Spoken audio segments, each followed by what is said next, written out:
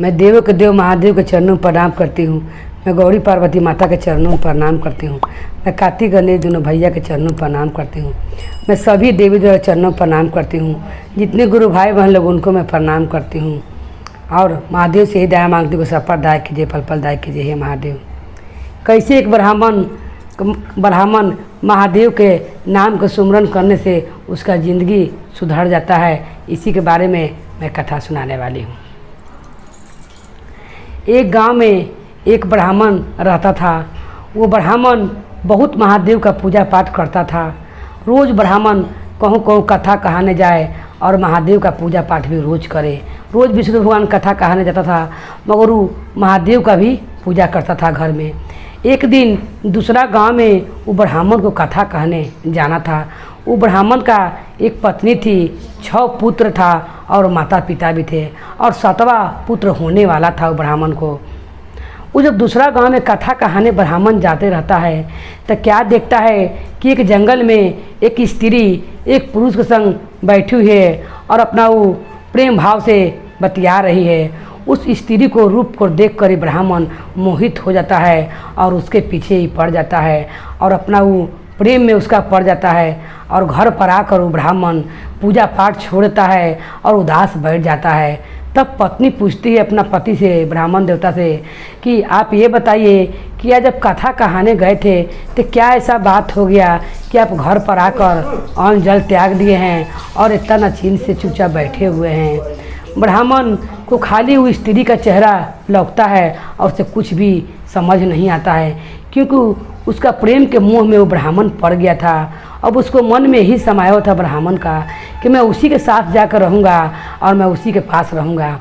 इतने कहकर वो अपना पत्नी से कहता है कि मैं जा रहा हूँ, और कहकर वहीं पर वो दूसरी स्त्री के पास चल जाता है। जब वो दूसरी स्त्री के पास जाता है तो वो स्त्री लोभी रहती है और ठगनी रहती है। वो सबका घर का सामान मंगा रखती है अपना पास है। कहती है ब्राह्मण को कि मेरे पास समय गुजारने के लिए तुमको अपना पत्नी का सब गहना लाना पड़ेगा, तब तुम मेरे पास रह सकते हो। ब्राह्मण उसका प्रेम में मोहित हो गया था। वो जाता है और जाकर सारा पत्नी का गहना उठा कर ले आता है। जब गहना देता है तो उस दिन उसके पास रहता है। फिर कहती है वो दूसरी स्त्री कि तुमको अपना घर से नीमन वस्त्र लाने पड़ेगा, जितना घर में तुम्हारा सामान है सब ले आओ, तब तुम मेरे पास रह सकते हो। सारा घर का सामान ले जाके उस स्त्री को देता है।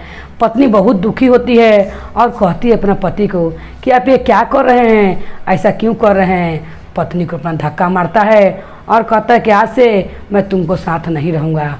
अपना 6 पुत्र को अपना पत्नी को छोड़ कर दूसरे स्त्री के पास चल जाता है। माता पिता समझाने आते हैं तो ब्राह्मण माता पिता को भी धक्का देता है और यहाँ से वो चल जाता है।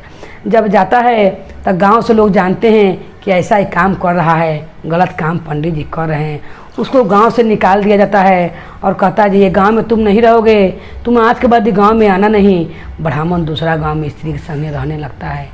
कुछ दिन के बाद 5 गो पंडित जी आते हैं, ताकि हर साल आके और ब्राह्मण के घर रहते थे।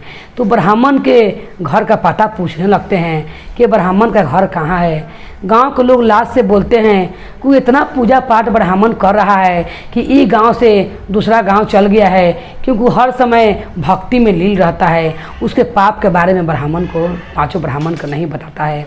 पता बताता है कि दूसरा गाँव में रहता है ब्राह्मण।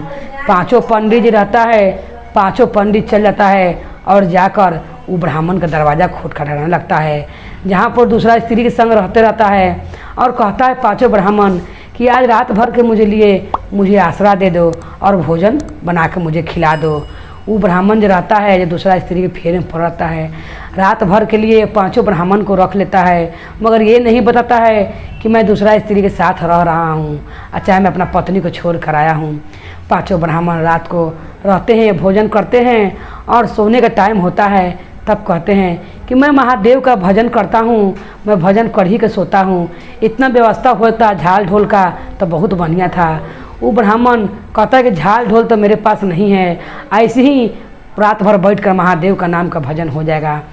कुछ भजन करते हैं रामचंद्र का, कुछ भजन करते हैं महादेव का। वो रात भर भजन जो करता है उस भजन से उसका जितना जो दूसरा स्त्री से मोह था उसका मोह खत्म होने लगता है।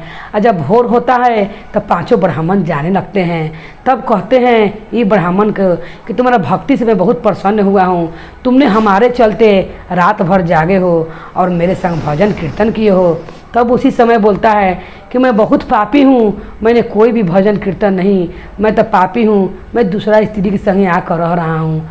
अपनी पत्नी को और 6 गो पुत्र को छोड़ कर आया हूँ और 7वां पुत्र होने वाला है। उसी समय वो ब्राह्मण कहता है पाँचों कि अगर मैं जानता कि तुम पापी हो और तुम दूसरा स्त्री के संग रह रहे हो तो मैं उसका हाथ का भोजन भी ग्रहण नहीं करता, मगर अब तो मैं कर चुका हूँ और तुम्हारे रात भर के भजन से मैं प्रसन्न हूँ। मैं तुम्हें बताता हूँ 7वां जो पुत्र होगा उसका नाम तो भोला रखना और अपने घर लौट जाओ और हर बात में भोला कर कर चिल्लाना, जितना पाप किया है सब कट जाएगा। उसी समय वो ब्राह्मण क्या करता है, कुछ स्त्री के मुंह से छूट जाता है जो रात भर भजन कैले रहता है और आकर घर पर अपना पत्नी के संगे रहने लगता है। कुछ दिन के बाद उसकी पत्नी को 7वां पुत्र होता है, उस पुत्र का नाम भोला रखा जाता है। हर समय ब्राह्मण के मुख पर भोला भोला रहता था। एक दिन यमदूत आते हैं ये ब्राह्मण का प्राण हरने के लिए। उसी समय ब्राह्मण चिल्लाने लगता है कि भोला मुझे बचा लो, भोला मुझे बचा लो। उसी समय महादेव के नंदी सोचते हैं कि इतना रात के कौन मेरा प्रभु का सुमरन कर रहा है, कौन उनका वाहन कर रहा है। तुरंत नंदी आते हैं और आकर देखते हैं कामदूत लोग इनका प्राण ले जाने के लिए रुके रहते हैं। उसी समय नंदी कहते हैं कि इनका प्राण हर कर नहीं ले जा सकते हो, क्योंकि इन्होंने मेरा प्रभु का नाम का सुमरन किया है। इसी समय नंदी में और यमराज में लड़ाई होने लगता है। वो हार कर यमराज का दूत चल जाते हैं और नंदी वहीं पर रह जाता है और नंदी वहाँ से अंतर ध्यान होते हैं। तब भोला सोचता है भोला का पिताजी सोचते हैं ब्राह्मण कि बताओ भोला भोला कहला से जब मेरा प्राण बच गया, अगर मैं 24 घंटा भोला का नाम का भजन करूं और कीर्तन करूं तो मेरा सब कष्ट से निवारण हो जाएगा और सब कष्ट से दूर हो जाएगा। इतना भोला नाम में शक्ति है। यही सोचकर वो हर समय भगवान का भजन कीर्तन में लग जाता है। अब पहले की तरह वो पूजा पाठ करने लगता है। तब शिव जी कहते हैं पार्वती माता से कि अब उसका अर्धवाह पूरा हो गया है, जाओ नंदी, वो अपना मुख से बहुत भगवान का नाम जप लिया है, इसीलिए तुम जाओ और उसका प्राण को ले आओ। उसी समय नंदी आते हैं और आकर फूल के विमान पर ले जाते हैं और कैलाश धाम उनको रख देते हैं। वो भी गण लोग के संग रहकर महादेव का भक्ति करने लगते हैं। तो इतना भोला नाम में शक्ति था कि भोला नाम के सुमरन कैला से सारा पाप कर देता है। इसीलिए गुरु बहन लोग बाल बच्चा के नाम कभी भी भगवान पर ही रखना चाहिए कि हर समय जीभा पर वो नाम रहे, क्योंकि जितना आदमी भगवान का नाम नहीं लेता है उतना आदमी अपना बाल बच्चा का नाम लेता है। इसीलिए भगवान के लिए आदमी 5 मिनट आधे घंटा समय निकालता है और बाल बच्चा का हमेशा आदमी बोलते चिल्लाते रहता है। इसीलिए अपना बाल बच्चा के नाम कभी भी बेटा बेटी के नाम भगवान पर ही रखना चाहिए। बोलिए हर हर महादेव की जय, गौरी पार्वती मैया भवानी की जय, भैरव भैया की जय, हर हर महादेव की जय।